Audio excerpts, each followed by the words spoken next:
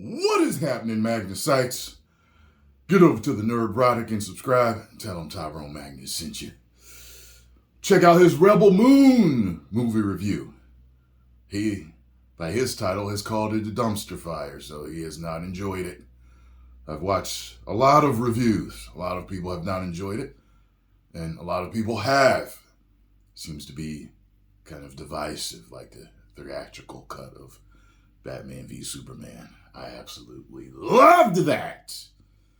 And it might be, I actually like it more than Man of Steel, even though Man of Steel is arguably the better film. It's really rewatchable for me. And I love Affleck as Batman in that. But I digress. Let's check this out. This is called Rebel Moon, a dumpster fire. Let's see here. Record.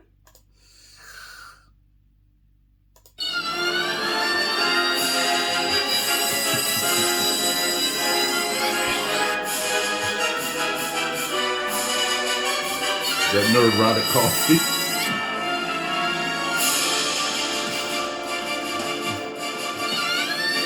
Yo, the Holland's killing me.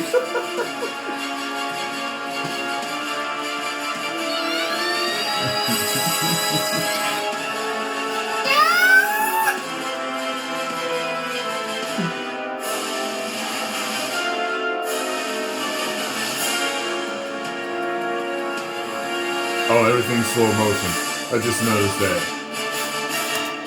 I gotta say something. There are people that feel as if Zach overuses slow-mo. I will tell you my history of slow-mo. I've always loved slow-mo. As a matter of fact, back in the day, I was a huge Jean-Claude Van Damme fan. I still am. I still respect the man. Know he's been through his troubles. I would love to have a one-on-one session with him, just talking to him, and him teach me how to throw kicks like him. I would love that. That would be a dream.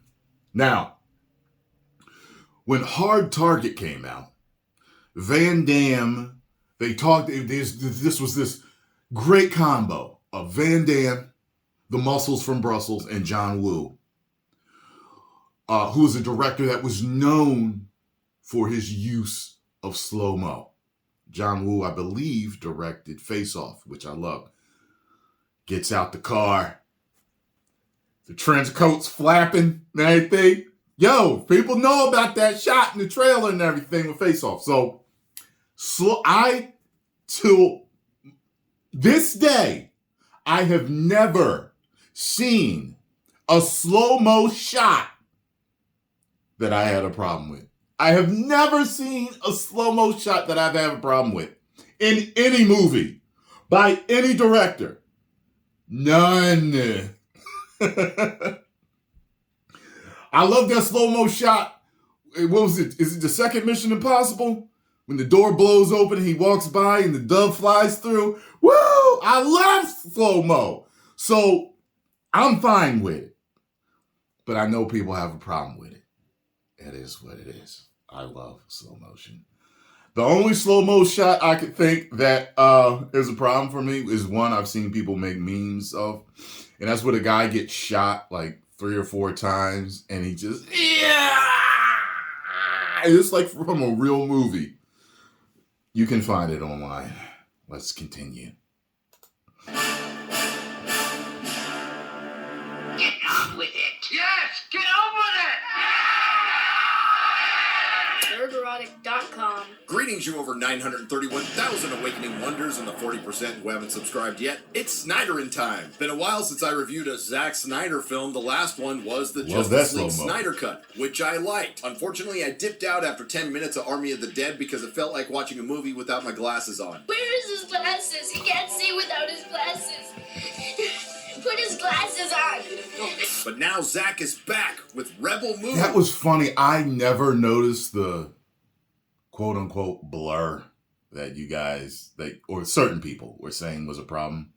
I did notice it in this, but it wasn't a problem for me. So I was fine with the look of the film. a rejected R-rated Star Wars script by Kathleen Kennedy, no less, that Zack Snyder turned into his own original story. Some have said Rebel Moon has the feel and the look of Star Wars. And yet it really doesn't. Okay, it could be Star Wars if you took out all the likable characters. Yeah, one thing that I was saying about this is that I know that he had to change things because it's based on the Star Wars universe. So if he was allowed to use certain things, I think if the Empire was in this, if maybe that Asian chick that had the swords, maybe if they were lightsabers, she was a Sith. You know what I'm saying? Like, I think that if he was allowed to use that lore, it would have felt so much more familiar. You know, John Williams' score in it too, and stuff. You get what I'm saying? So he had to make something on his own, which, like I said, I didn't think was bad. To me, it was right in the middle for me. But I want to see his true vision of the R-rated one that's 3 hours. Because when a studio tells you, look, we need you to cut this to 2 or 2.5, and you don't get the director's true vision, that's an issue. That's an issue.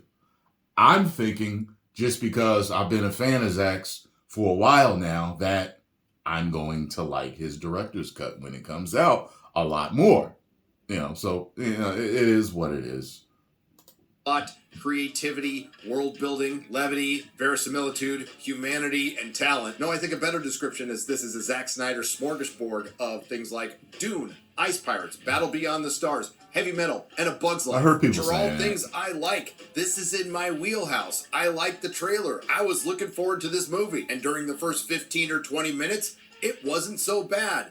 Unfortunately, the rest of the movie played out like, I won't say fan fiction, but I will say a poorly written YA novel that lacks any heart, depth, or story, but it is packed with intersectional feminism. But not to worry, because Rebel Moon, the Feminist of Fire, Part 1 is just the PG-13 version. We're going to get a much longer director's cut that's rated R 3 months after the PG-13 version of Rebel Moon, The Cringe Giver, Right. Part 2. Whoop-de-doo, Basil. Then you'll get the much more fleshed out rated R version of Rebel Moon, The Cringe Giver, 3 months after the much more fleshed out rated R version of Rebel Moon, The Feminist of Fire. Now you may ask yourself, why would you waste your time watching a non-director's cut of a Zack Snyder film when, in my opinion, his director's cuts, in some cases, are better? I'm asking myself that question right now because after watching Rebel Moon, The Girl Boss of Fire Part 1, I don't care about a director's cut. Is it the worst thing I've seen this year? No. Is it good? No. The plot... Personally, I do care about a director's cut because I didn't know that there was supposed to be a director's cut that they were going to do. So it's interesting. I guess Netflix signed a deal with him so that he could do his R-rated Star Wars-esque movie, but then told him to do a 2-hour cut. I don't know. Is that it makes me wonder if that was a second thought, or is that a covering all bases type of thing? We'll let you do your dark and gritty, more violent one. However, we'd like a cut that's more family friendly. That makes me wonder. You know what I mean? I'm very interested in it because I'm such a fan of his work. I want to know what his true vision for R-rated Star. You know what's interesting? This is just dawning on me. Uchi Nowari, God rest his soul, passed away a few months ago from a heart attack, I believe. Me and him both have a relationship with Zack, and we're able to speak to him on several occasions. And Uchi was telling me a story one day. I was just driving around. He gave me a call and we were talking. He was like, yeah, he told me about this like dark and gritty R-rated script he had for Star Wars. And I was like, really? He said, yeah, it's crazy, man. You should hear the stuff that he was talking about. Like, yo, you gotta ask him next time you talk to him. But like, oh, okay. It slipped my mind. And I never asked him about it, but this must be it. So Me and Uchi liked a lot of the same things. We also butted heads on some things. I really want to see this R-rated cut. You get what I'm saying? Because if it's as badass as what Uchi was saying, you know what I mean? So we'll see what happens when it comes out, but I'm ready for it. Goes something like this. Korra, no, not that Korra. This is another lame Korra, along with the second Dario Naharis, is dispensed to follow the plot of Seven Samurai after the first Dario Naharis shakes down their little village for some grain. What is it that this town really does well? Farming. That is our skill. That we can do. That they cannot. He's part of an evil empire that got slightly more evil when they killed the semi-evil king and queen and their benevolent space Jesus daughter. Now, the first Dario Naharis is in command of the space battleship Yamato, traveling via space vagina to crush any resistance to the empire. And the vast majority of this, well... As soon as I saw that, I was like, oh my God, people are going to make vagina jokes. Why did I immediately think angina? As soon as I saw it, I was like, and then I was thinking about remember Man of Steel when they sent him to the Phantom Zone? I never saw it until people said it. And I was like, oh man, people are going to put those two together. I can't call it a movie, episode is spent collecting our characters. This, of course, includes Dario Naharis 2, who, quite frankly, is the most semi-fleshed out character in Rebel Moon. He's just a simple farmer. His look reminds me of the dude in Andor. Who watches the girl do the farming, gets saved by the girl multiple times, including being saved by tiny little Korra after he gets his balls grabbed and hit on by a pig guy in the space gay bar. Let me tell you something. I can see Zack Snyder's pitch to Kathleen Kennedy. When I saw that, I was like, he should have that dude immediately. First of all, if anyone that has nuts understands how sensitive they are.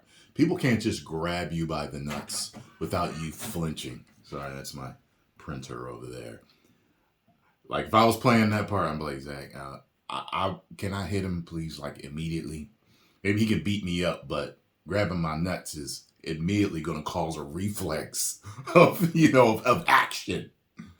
Now, hey, what if we do a cantina scene, except it's a gay bar? And Kathleen Kennedy responds, oh, we're going to do that already. It's called The Acolyte. You know, the show from former personal assistant to Harvey Weinstein, Leslie Headley. We're going to do that already. Anyway, We already in got that it covered. gay bar, they conveniently run into Charlie Hunnam's Kai and his horrible accent. And the treacherous rogue just volunteers his shit to go help People them have been find a making bunch fun of of his rebels accent. and doesn't even ask for much money. That's not a red flag. I saw a review that said his accent sounds like he doesn't have that accent.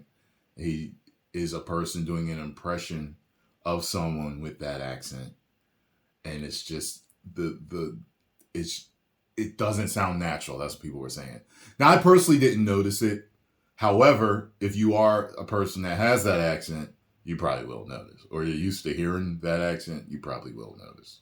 I wonder who's going to betray them later. Then they're off to collect a character named Tarek, who's totally not like Turok, the dinosaur hunter. And the scene with Tarek, not Turok, sums up Zack Snyder and this film. It was cool looking watching him fly. That's the best damn shot.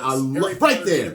I love that. Then they're off to get not so stereotypical. That might be my Asian favorite shot of the swordswoman, whole Nemesis. film. And no, I'm not kidding. She's not a very stereotypical Asian swordswoman because she's not very good at swordplay. How'd you manage that, Zack Snyder? Next thing you're going to tell me, she can't do math. Then our plucky crew of rebels is off to Planet Gladiator to collect a cast member from the movie Gladiator. And their final destination is to pick up members of Space Antifa, including Ray Fisher, you know, the man Joss Whedon made cry, and non-binary woman who looked like... It took me a second to realize that was Ray Fisher. Hey, brother, you in good shape, too, man. I was like, damn. Look at the arms. They're all members of the Furiosa fan club. And if you think I'm kidding about the Space Antifa thing, well, I'm not. This brings us to our 5'5" uber-feminist girl boss of fire, Korra. Again, it's not that lame Korra with 2 R's. it's a new lame Korra with one arm. And we learn her story through various exposition dumps sprinkled throughout the film. Once with her space Amish foster father, and a couple of times with Dario Naharis too. Space I understand Amish. I am a child of war. Yo, this part right here, she turns around to look like she's getting undressed, but the curtain is see-through. And I was like, is he just supposed to turn his head, or is this like some space cloaking type of curtain that's going to darken itself so he cannot see her goodies? To truly love and be loved, I don't know if I'm capable of either. At the Academy Militarium, they encouraged us to find a lover, someone we would defend with our lives. And the politics of expansion became too abstract. And the why of She has a the very context was interesting lost look, in doesn't she? sheer savagery of combat. What?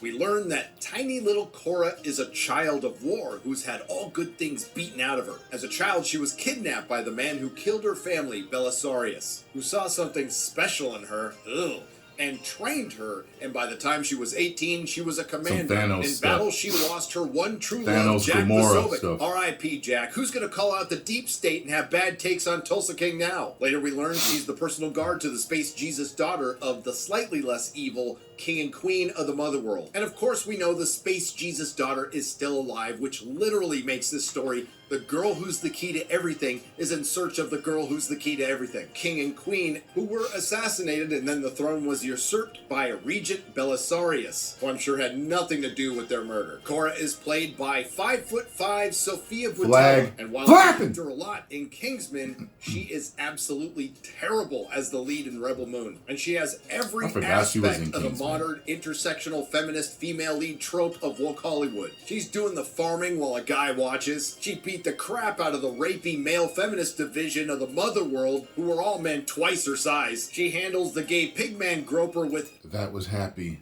I was very happy to see that, though, because I was just like, those dudes, the way their parts were written, I was like, oh, God, it's like you want to see those dudes die, don't you?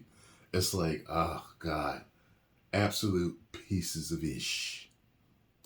ease, where Dario Naharis too was having trouble with them. I'll ask you, dear viewer, which scene has more verisimilitude with a lead character who's intimidating? This scene from Reacher? You boys know what's about to happen to you. You leave now. So I'll give you to the count of 3. 1. Or this scene from Rebel Moon? You should have killed me. Now you're gonna die. People have been telling me to watch Reacher. Yo, just those few seconds, I'm like, I'm in. My testosterone went up a little bit right there, you know what I mean? I'm telling you, man, I'm ready. I felt another hair grow on my chest. I will be starting Reacher very soon. I'm no joke. No joke. That looked badass. I'm gonna give you one chance. Make sure you subscribe to my Patreon or YouTube memberships, whichever you prefer. At the same price. To just turn and walk away. I knew he reminded me of somebody. Not a movie. She's one tough chihuahua. Now you might ask, does she have cybernetic enhancements? Is she on some sort of drug? Does she have superpowers? Nope, she's just really well trained. Girls get it done. I can't call it really an ending. I would say the plot from this episode runs out at the end, where there's a big battle between Space Antifa and the Space Nazis, who strangely look like they're in communist uniforms, and extra points for Zack Snyder for being accurate. Ray Fisher, being a man, of course has to die so his girl boss sister can go off to lead Space Antifa. Booyah. And of course, Charlie Hunnam's character betrays everyone, but instead of giving him a redemption arc, Yo, I they did kill like him those because he's the crab, disposable. those walking crab body handcuffs. Those things were crazy. Like when it grabbed them and then it stands you up. I was like, yo! Imagine if they had those in real life. I really like that design. The straight white male, although they did meet him in the space gay bar. Dario Naharis 1 faces off against Dario Naharis 2, and then Korra beats the crap out of Dario Naharis 1, and that's the end of part 1. And after all this, I still have a lot of questions. Why would a technically advanced empire capable of interstellar space travel through space vaginas, who are capable of extracting memories from a dead man's brain, not be able to grow food on a spaceship? What happened to the one good guy from the male feminist rapey division who tried to fight off the rapey guys? They were obviously setting him up for something, and then he was completely forgotten. Yeah, why introduce, quite gone. frankly, the most interesting character, a robot with I Anthony did like the Hopkins' robot. voice, and then have him f*** off until the very ending of the film? And why would you kill off the other two characters that are slightly more interesting than everyone else, including Jenna Malone's Spider-Woman and Charlie Hunnam's Kai? That's right, even with his bad accent, he's more interesting. Why does Hollywood still think the girl is the key to everything is interesting? I guess the two biggest questions are, why in the hell should I care about anybody in this film, and why in the hell would anybody waste their time during the holidays watching it? This is the story of Zack Snyder. Some really good ideas and concepts poorly executed. It's a series of bland and boring events occasionally interrupted by repetitive exposition dumps. And there was Nemesis. I knew he was going to get it. Her whole family slaughtered. By the way, I've been hearing people talking about the exposition. I personally love exposition when it's done right. When it's done wrong, I absolutely don't notice. Like, I don't run back to film school and say, show, don't tell. Like, I just never think that. I know some people do, and that's fine. However, I think that I became a fan of exposition watching anime. Anime has so much of it, and they do it so well. It never matters. It's always really cool or dramatic or theatrical. However they're doing it, it's always so cool. So, I love exposition, and I love slow-mo. Just do it right. I'm good. Hey, let's... The legendary swordswoman known only by the name of Nemesis assassinated 16 high-ranking Imperial officers and their security detail, all in a hunt to avenge her slaughtered children. This is Katana. I would advise not getting killed by her. Her sword traps the souls of its victims. And that's just one small example. But not to worry if you didn't get enough characterization or context for the story. There's a prequel comic coming from worst-selling author of multiple canceled projects, Mags Visaggio, who I'm sure wasn't hired for the transurance coverage. It is man. And if that's not enough, there's the guidebook on Netflix. Or you can wait for the director's cut of Rebel Moon Part 1 after you watch Rebel Moon Part 2. And then you can watch the director's cut of Rebel Moon Part 2 after you watch the director's cut of Rebel Moon Part 1. Zack Snyder set out to make his own Star Wars and completely failed. You know what's funny? I saw people saying this, and I personally don't think so. I really don't. But people were saying that this whole director's cut, they think is a scheme that he's running. And I'm like, no, I don't think that. I don't know. I don't think so. It doesn't feel like that to me. I don't know. Maybe if you're a person that always has their antenna up for something, maybe you would think that, like, if you're a skeptic, if you're most of the time a skeptic, you're going to look for the possible downfalls of particular things. I am a skeptic, but I'm optimistic most of the time. You get what I'm saying? So I don't think it's a scheme. However, what I do think it could be is that he has his true vision, but he works within the machine. And the machine tells him, well, this is what we need this one to be.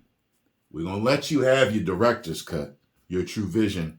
But this one, our mainstream cut, we need to be this. And that's what I was thinking. Because I was thinking back to, because Sucker Punch has a director's version. So does Watchmen. I think Watchmen has 2 director's cuts. You got the ultimate cut of Batman v Superman. You got Zack Snyder's Justice League, and most of them are all arguably bad. I actually like the theatrical cut of Sucker Punch better, and I haven't seen the director's cuts, either one, because I was trying to figure out which one to buy, of Watchmen. But I wish there was a director's cut of 300. That's one of my favorite movies of all time.